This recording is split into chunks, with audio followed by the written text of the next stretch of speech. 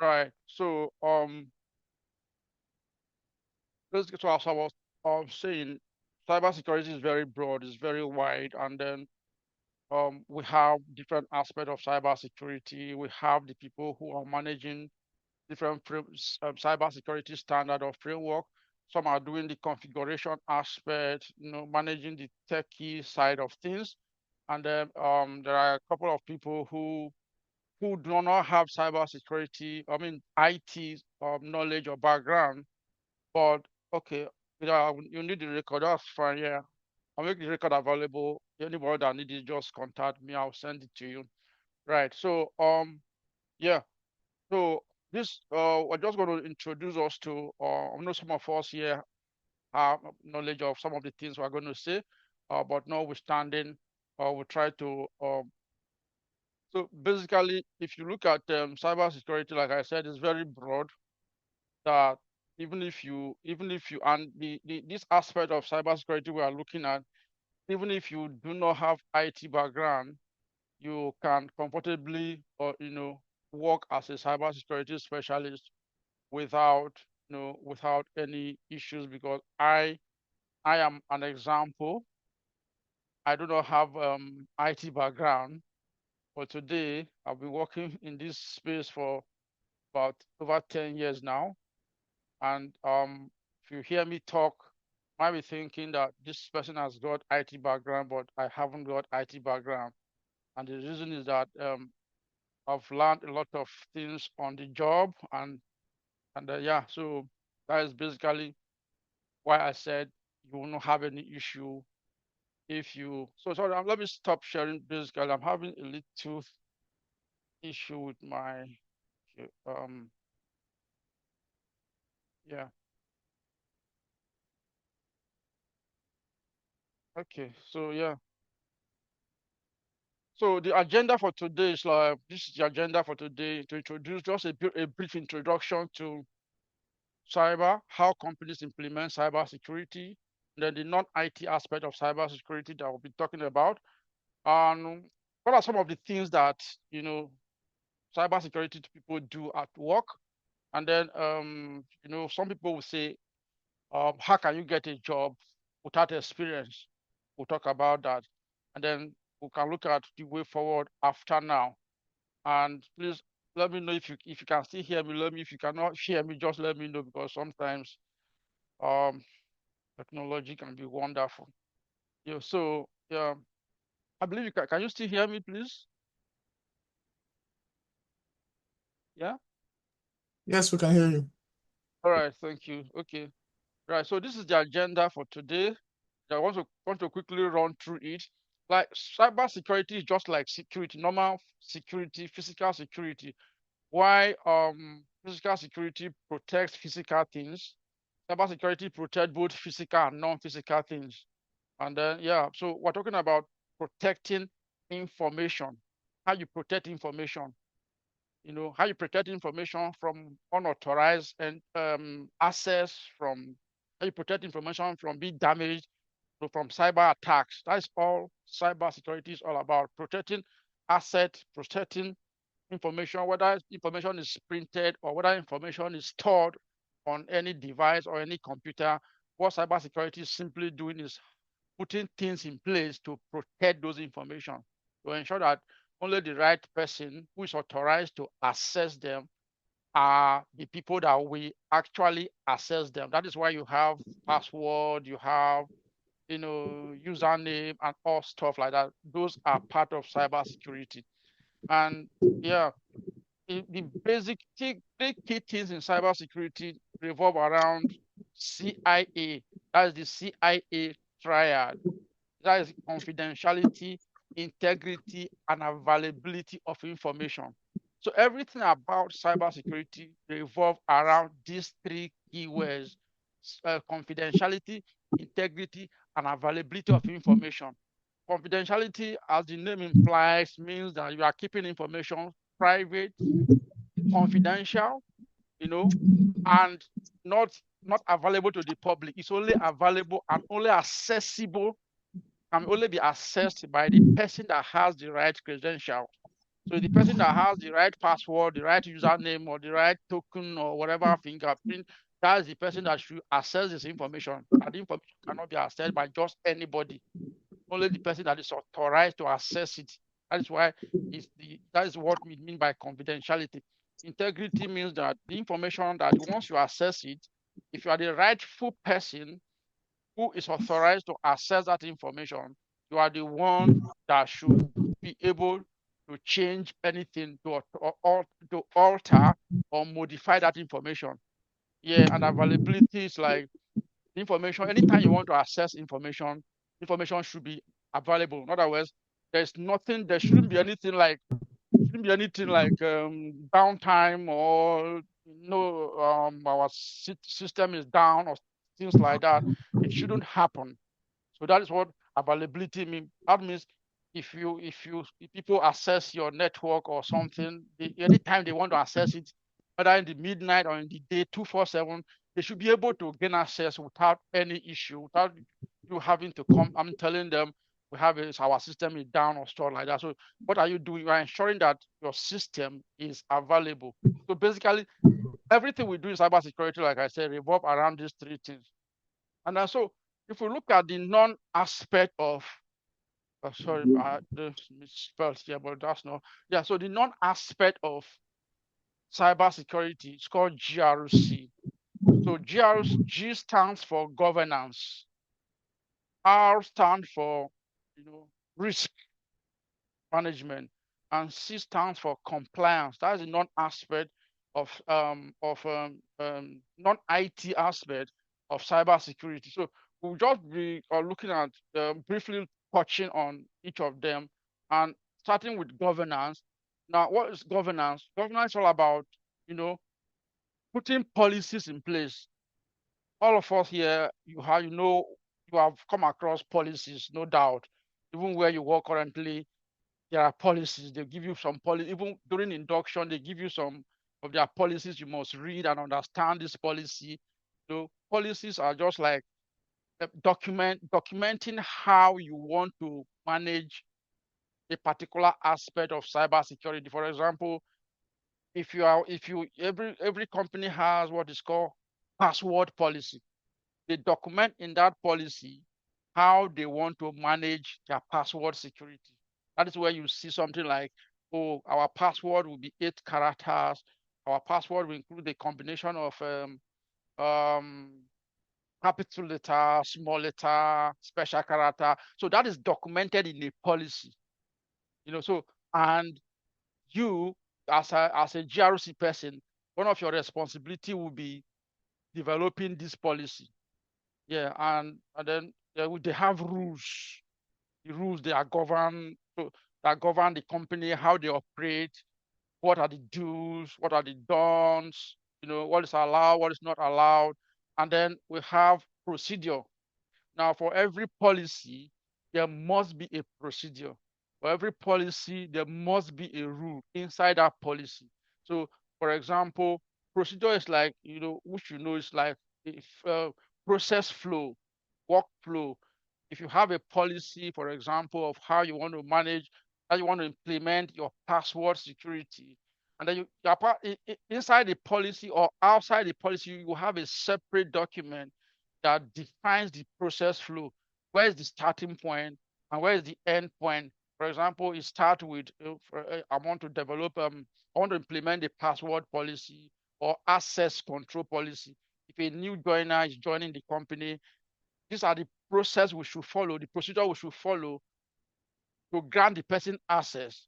We advertise, we interview, the person gets the job, and then with the start date, we give him laptop. Before we give him laptop, we need to do induction, and then after the induction, we raise a ticket to request for password or access to be granted, and they create password for him, and that's a flow.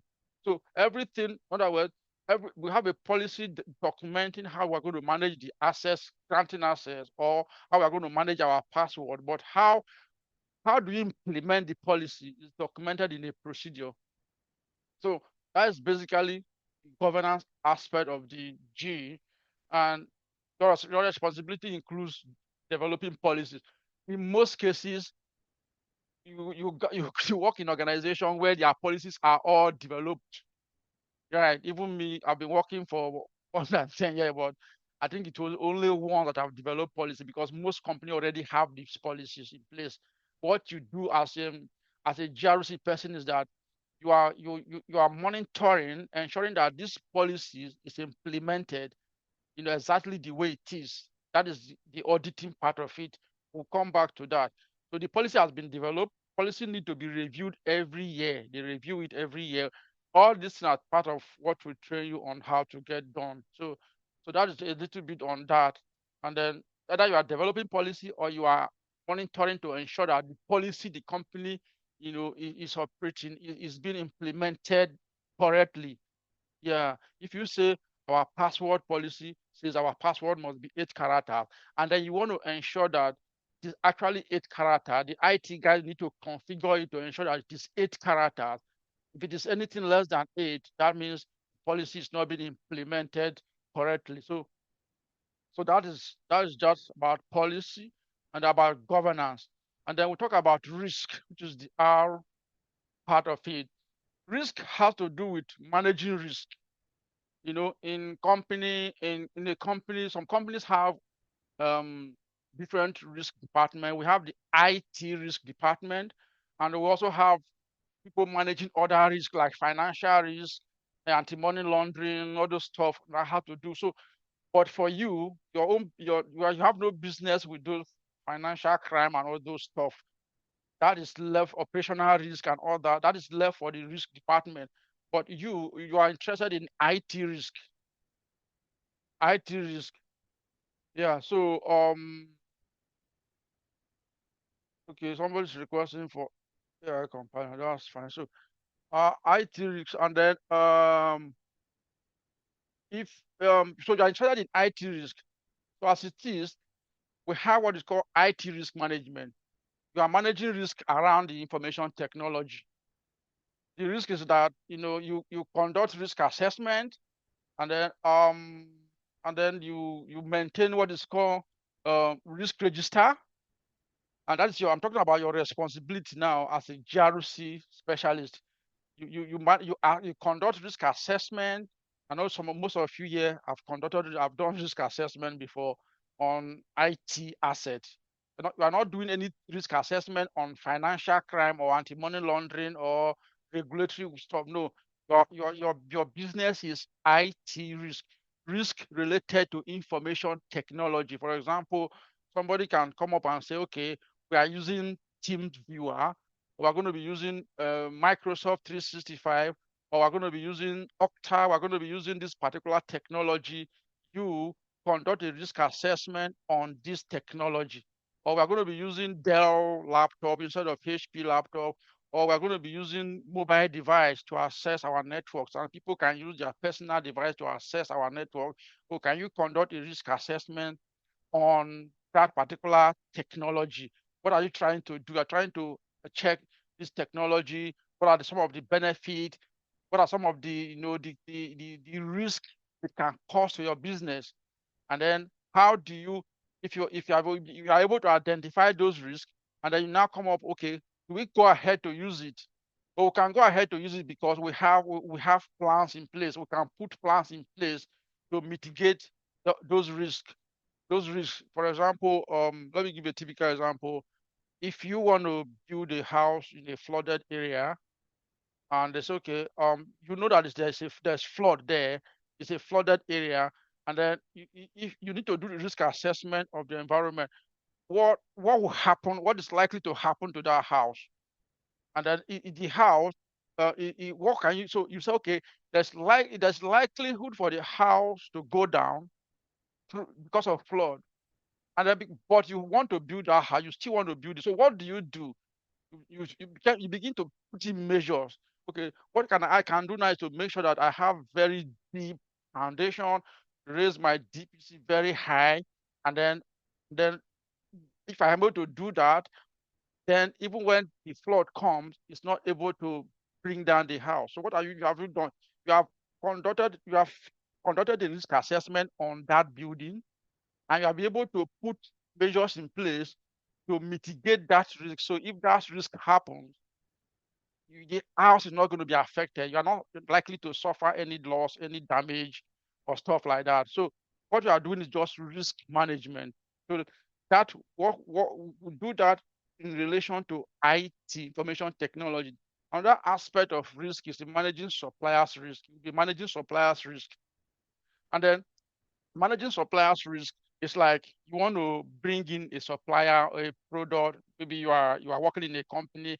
Maybe the company wants to engage a payroll provider, and the payroll provider definitely is going to, it's going to connect its payroll system to your network. But it could be HR system. You want to use buy HR system, to be using to manage your HR processes, and that person is going to connect to your system. So another thing they can ask you to do is to conduct a risk assessment on that supplier. Before we can engage that supplier, you must conduct a risk assessment. And how do you do that? These are some of the things which, so you are going to check, does that supplier, does he have the necessary security measure in place? Because you want to connect your network to somebody you don't know. And does the person have good security in place? Is he able to protect you? Because you are going to be exchanging vital information. If, for example, the person is providing you with payroll, you are going to give him your national insurance number, your date of birth, everything, your bank details. The person is going to have access to employee sensitive information. The question is that, is the person able to protect that information?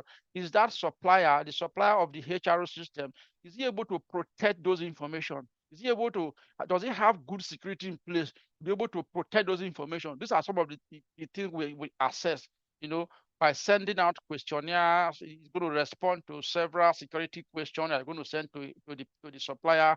And then he comes back to you. You now, based on the responses, you're going to be asked, asking more questions. We need this, we need your certificate. We want to ensure that you have this, you are certified to this framework. We want to ensure that you have good access control, good password security. So if you are satisfied, then you can go ahead and do business with that supplier. So that is part of the things you'll be doing. And before we proceed, don't forget that where whatever you do in a depend on whatever you do in GRC. Even the GRC space is so wide and so big that not one person be doing all this. Not one person. Now it now depends on the kind of job you get. It now depends on the kind of job you get and the kind of company. If you get a job in a very big company, you're going to just be doing just one aspect of this. It's possible yours is just about policies, yours is just about risk management session. That is the only thing you are doing in cybersecurity.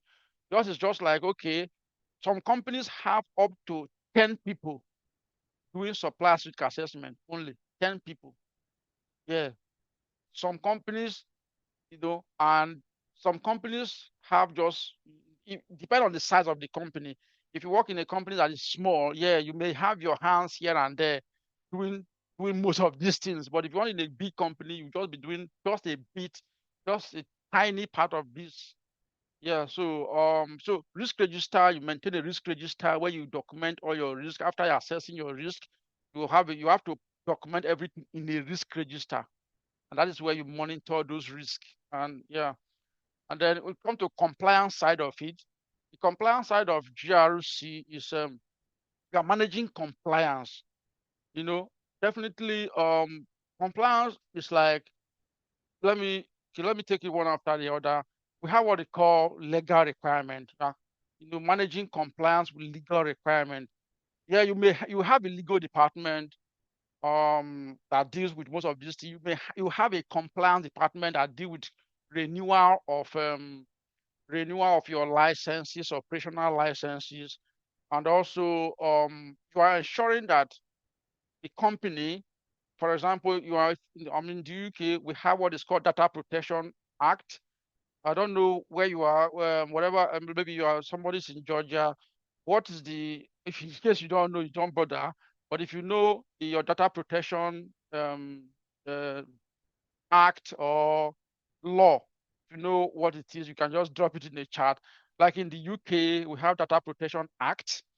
We have in the EU, we have GDPR, General Data Protection Regulation. I know in America it's a different one.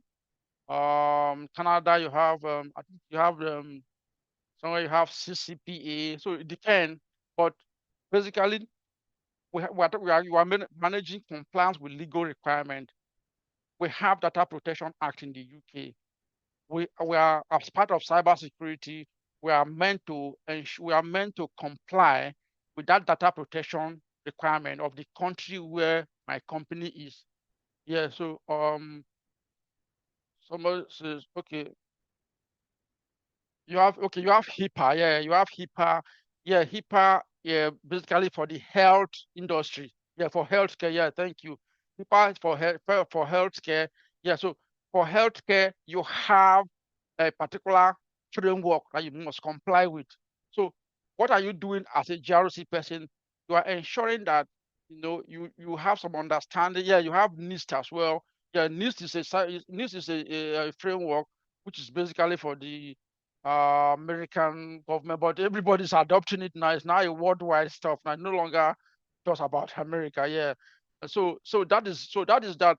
So you are ensuring that the company is complying with the laws of that land. We're talking about the laws that govern that land. That is legal laws. We have health and safety rules for different countries. So even as you are operating as a company, there are certain laws but in most cases, companies have data protection department. Yeah, they have data protection officer. So you as a GRC person, you have less thing to do in this area, but you just have a little knowledge of what data protection is all about. And then, but if you work in a company that does not have a data protection officer, maybe because the company is too small, you might end up being the GRC at the same as well as the data protection expert. But all these are something that we normally train on, which is not even an issue. So in terms of compliance management, we also comply with standards, different security standards. That is one of your responsibility. But most of the jobs is on this. Now, every company operates in different industry. Like somebody mentioned HIPAA. If you're operating in the healthcare industry, you must compulsorily comply with HIPAA.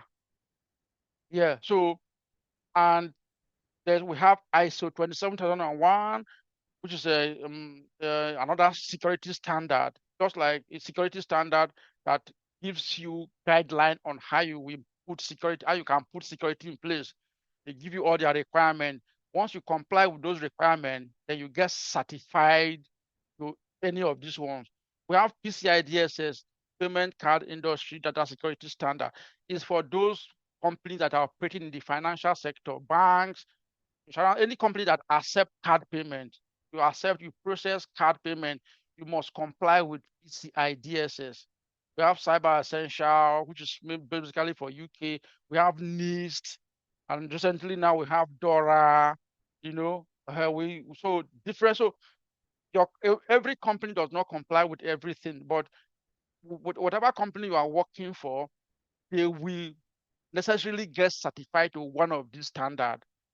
In that, another one thing is you'll be doing is that it's either you are going to manage the certification process from the beginning, or you are working in a company, most of them are already certified to this standard. All you'll be doing is maintenance. Because, for example, if you are certified to ISO 27001, everything you did, you have to, before you get certified, you have to put some policies, you have to write policies, manage risk, manage the standard has all the requirements you need to comply with. And then when you comply with them, you get certified. So every year, all these standard, they get certified, re-certified every year. You don't just get certified once and for all. So they want to make sure that you keep maintaining those requirements. Everything you did before to get you certified, those are the things you keep doing. Those are the same thing you keep doing. to maintain them because every year they come to audit you. They come to audit you. They send external auditors to come to audit you to ensure that you are still doing those things that you did to get you the standard in the first instance. And then when you keep doing them, they come and audit you. And once they are certified, they now renew that standard. They call it renewal. They renew that your certificate for another 1 year. That's how it works. So that's your responsibility. And it's just like, but all these ones, how you get certified to them, how you maintain them, how you implement them, how you test them, are part of the things that train people on. Another thing is regulators. Well, you comply, your company must comply with regulatory requirement, like financial conduct authorities, like PRA, Ofcom, different regulators in different industry in different countries. Yeah, so if you are working in the finance industry, especially if you're in the UK, it's FCA. In America, they have their own financial regulatory association or something like that. And then so what happened is that now this company grants you license to operate. That's your regulator. If you're in the energy industry, maybe it's Ofcom for the UK, other countries have that. So that regulator gives you license to operate. Before you can start business, you must have a license. And then that license is also renewable every year, just like these standards. But but with this standard, with this standard, we're talking about you have a responsibility to play an end to end, depending on the size of your company. But for these regulators, for them to renew their license, it might not be your responsibility 100%. No, they have compliance department that manage renewal, but you have a part to play because for all these regulators, they also want you to put some cyber security measures in place. So the process of renewing your operating license, well, you will answer some cyber security related questions. And the compliance department, they are going to come to you as a GRC person to say, we need to renew our license, and our regulators want us to respond to some of these security questions. Please help us out. There's left, it is you now that will now provide response. Most time they will ask you, you train your employees on cybersecurity. You say yes. You do background check before you, yes. Okay, sometimes they can ask you, how do you what is your password complexity? We have 8 characters and that and that. Okay, how do you ensure that you manage encryption? Yeah, we do encryption. So these are some of the questions you are going to be responding to. And most time you may not have answers to all. You're going to go to the IT guys and say, okay, I need the answer to this question. Please, can you tell me how you manage? But they will tell you, you just copy and paste, and you have done your job. And the compliance team can now continue with their, we add that cybersecurity response which we provided to other document and then file for the renewal of the operating license.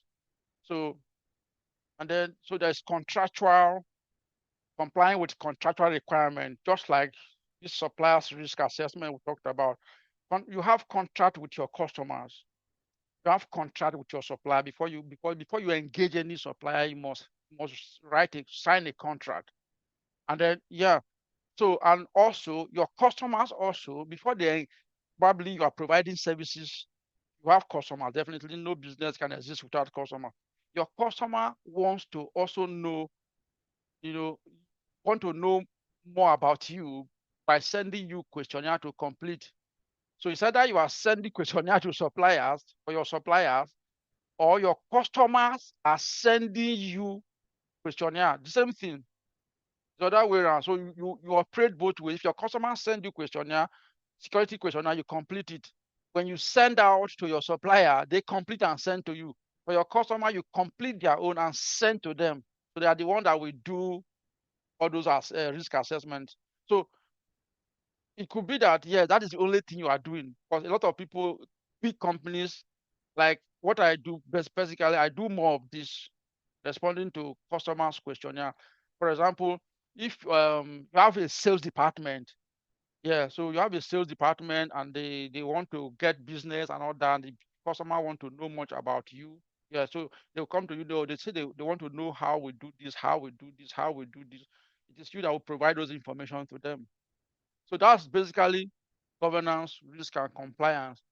But what GRC do people do still go beyond this. But the question is that will I be doing all this? No, the answer is no. I've never worked in a place where I did everything. I'll just be doing just one bit. And then other responsibility that GRC people do is includes, bid request assist. Just like I explained before, bid request. You want to submit bid, your company want to submit bid, they want to win contract, they want to win bid, they will need to provide some security responses. The people that want to give you contract, they want to know more about you, they send you questionnaire, and all you do is to provide support the bidding team. You answer some security questions, they will attach that to the bid and submit. So that's request. I mean, sometimes the salespeople, sometimes the bidding team might want to have a meeting with the customer. The customer said, can you involve somebody from the cybersecurity team so that they can respond to some of our questions? It might be the one to say, join the call. I've joined a lot of calls and they want more explanation. For example, you have responded to their security questionnaire, but they are not very satisfied. They need more explanation. So can we have a call so that you can explain better? And sometimes if I look at the agenda for the call and it's something that is going to be beyond me, going to be highly technical, I'll get to my technical team and say I need one or two people to join this call, and then at the end of the day, they might be the one answering all the questions. I just make a little or no contribution, depending on the question. Yeah, so that is another thing is internal auditing in terms of um, conducting internal auditing, control testing, or managing external auditors. You might just be that this is where you are working. For me, where I work currently, 90% of my job is just this. 90%, I do other things, but let me say 80% is just this. I don't internal auditing. I mean, a little bit involved in internal auditing because how it works is that we talked about in the previous slide. Um we talked about how you ensure that the policies is being implemented, that you have 8-character password. If you cannot create an account without 8-character. But I want to test it. It's a control test. That is a control. I want to test that control. I try to create an account with 7 characters. And if it works, that means that control is not working. That control has failed because the policy says 8-character. Just like when somebody leaves your company, you have what they call access control policy. When somebody leaves the company, ideally, the policy would say when somebody leaves the company, remove the access within 24 hours. There are sometimes I want to test that control. Oh, this person left this company 5 days ago. I want to check the access log and see whether it's still active. And if you find out that the person is still active, then that control has failed. You have to raise alarm or flag it as a risk. Our policy says 24 hours, and right now, 5 days after this person has left the system, he still has access to our system. Oh, that means that's a control failure. That's control testing. Just the same thing as internal auditing. So most time you might even be like, the job you are going to get is just IT auditing. Also train on IT auditing. That's the only thing you'll be doing. You are working in the IT audit department. All you are doing is just testing, ensuring that everything is working in accordance with policy, ensuring that they are complying to standard, they are complying to. That's just the job you'll be doing. Another thing is that you'll be managing external auditors. Those standards we talked about HIPAA, we talked about ISO 27001, we talked about those standards. Like I said, before they can get you certified, they will send auditors to come and audit you. It is you as a GRC person that the auditors will make contact with. You are the one that will represent the company during that audit.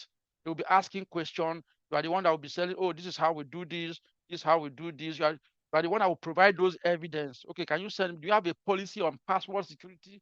You said, yeah, we have it. Can you show me? You send the evidence to them.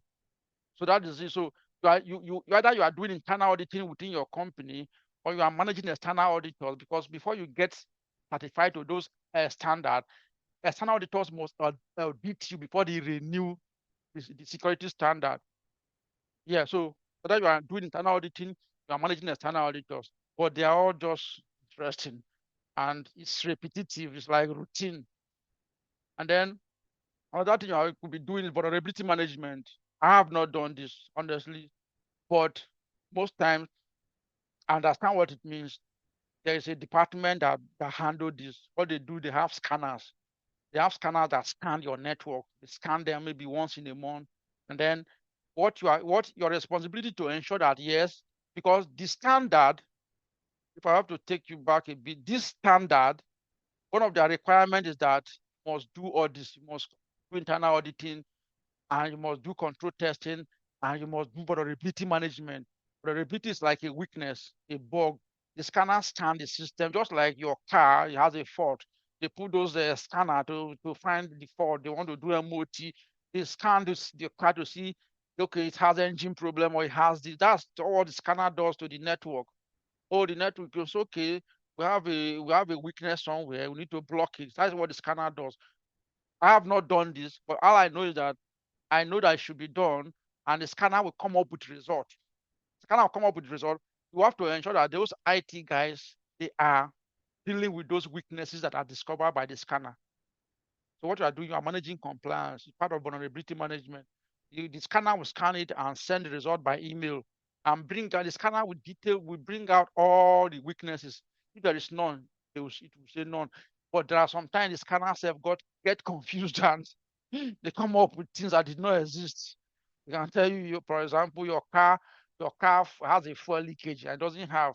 We call those one false positives. Yeah, so sometimes, yeah, but most times they come up with real facts. And your responsibility to ensure that those guys, the vulnerability are taken care of. And then we also mention renewal of security standard. We have talked about this in the previous slide. You renew them every year, and it's your responsibility to ensure that those things that you did that got you the standard is the same thing that you are doing again and again and again to renew them every year. And you manage incident management. Yeah, you might have a key role to play. Incident management, we have different type of incidents. Maybe there's an incident, maybe there's a cyber attack, and we have this incident management team. You could be part of it. You come together to brainstorm, okay, how can we contain this? How can we manage this? What is happening? Oh, somebody has been able to break into our account. Okay, we need to block the account. We need to, and yeah, so it's part of what you could be doing.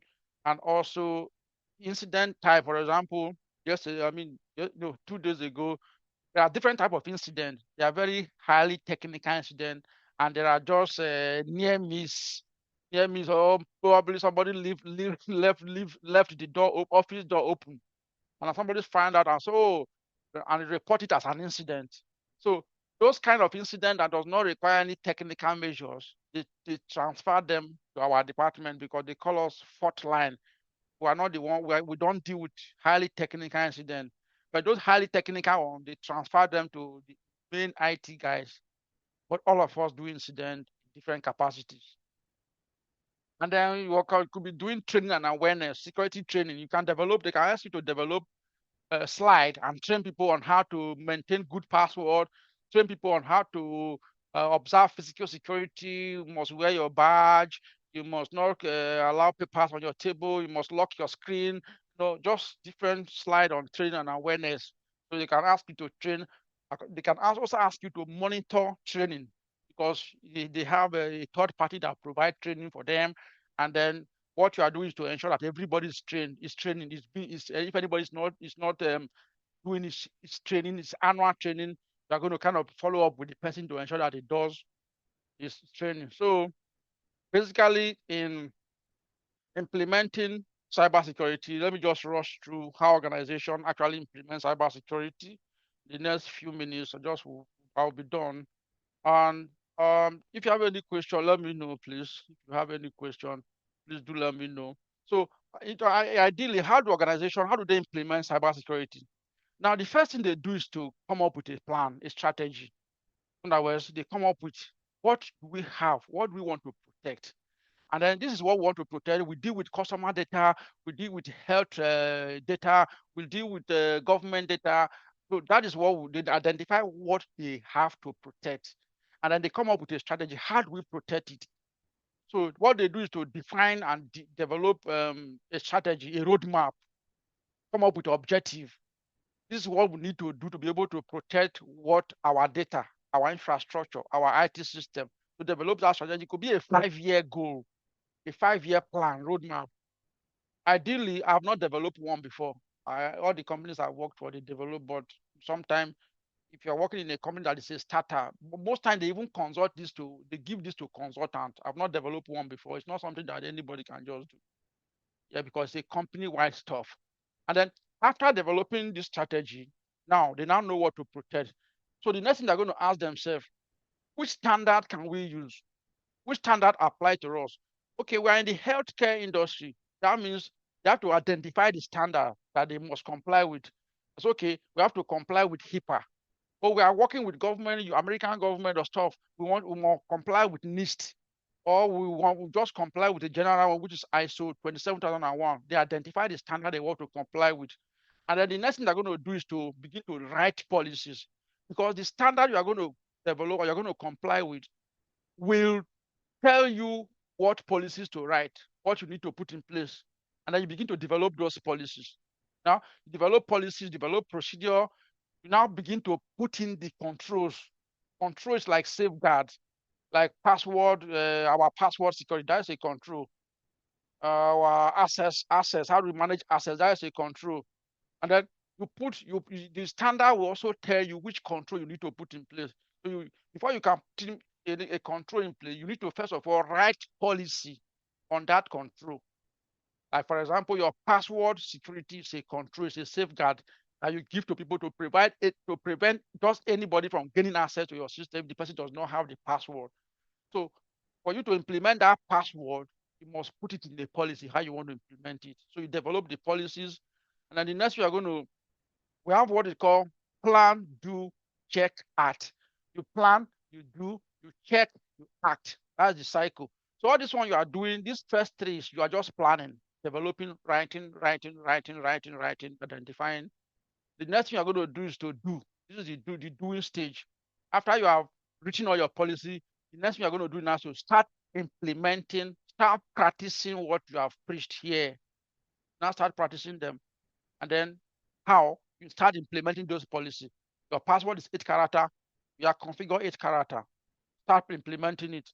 Oh, you must do background check before you hire. Okay, start doing background check. You start implementing everything you have documented here. And then the next thing is to check. Checking is part of auditing is part of checking. Like you're going to monitor performance. How has the policy been implemented? Is it implemented correctly? So you'll be doing checking. That's auditing, control testing, compliance testing. That's where those ones come in. And then act. Act here is like take corrective action. Once you check, maybe you audit yourself and see that nothing is working in accordance to plan, or in accordance with your policy or with your plan, the next thing for you to do is to act by taking corrective action to ensure that that anomaly or non-conformity is corrected. That is just the yeah. So in terms of job market, if you are in the UK, you have indeed civil everywhere. So if you can search for information security jobs, cyber security job, you will see loads of job and there are different periods. Yeah. So yeah, just don't search for GRC, just search for information security, cyber security, and then yeah, you see loads of jobs out there. And then so basically what we do, how can we be of help if you want to progress? What we do is to give you all these things we talked about, you'll be trained on each and every one of them plus more. And the trainings are very practical. Look as if because that is the work we do. So when we train people, we bring out the experience we have, and then all the document we use in the workplace, that is what we use in training people. It's not just theory or grammar. And after the training, we help you to prepare your CV and yeah, guide you on how to apply for a job to be able to get interviews. And then when you have interview, what happens is that you send us the job description and we schedule a call with you to prepare you, do a mock interview with you, prepare you, and then yeah, be able to ensure that you are talking like a professional. And then you luckily you get that job. Sometimes somebody will say, how do I know what to do when I get there when I've not done it before? Yeah, all of us have been there. We've been there. I have been there. Had that apprehension back then. But then you are not alone. You never walk alone. You are a Liverpool fan. You never walk alone. So when you get the job, we are still there to support you all the way. For example, they tell you do this your workplace. Probably you are not sure of what to do. You can just drop a message. I've been asked to do this. How do I go about it? That's what we do. Just say that is what you do. Do this way. Do this way, or write this way. And then before you know it, after like 1 month or thereabout, you just become expert on your own. So that's basically